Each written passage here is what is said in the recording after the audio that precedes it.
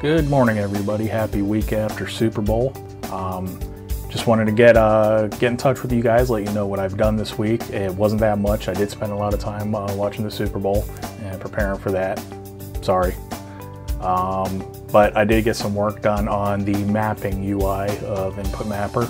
I started working on the basic mapping, and the look of it was just not the direction I wanted to go in. It was too complicated, and I thought that might deter a lot of people that are coming from the previous version of Input Mapper, where there's a nice clean UI that points to all the buttons on the controller, and you know what you're mapping to what.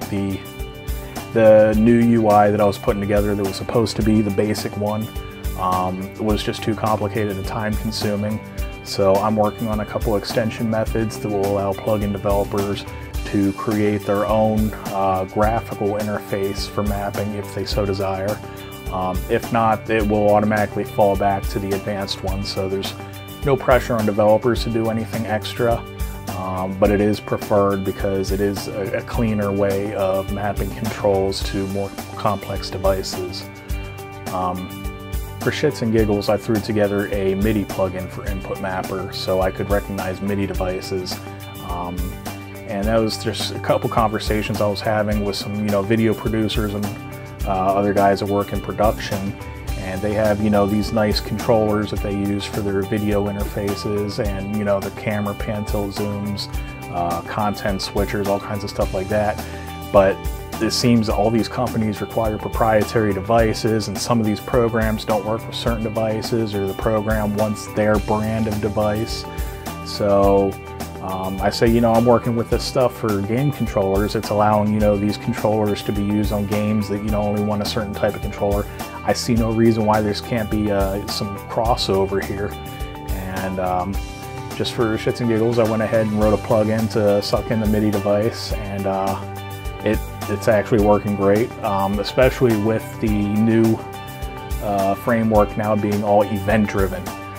Previously, I was using pooling, and MIDI devices have thousands and thousands of channels, and the pooling was just causing too much latency as it tries to iterate those thousands of channels.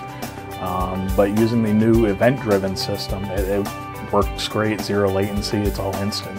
So keep an eye out for that. I'm going to keep developing that.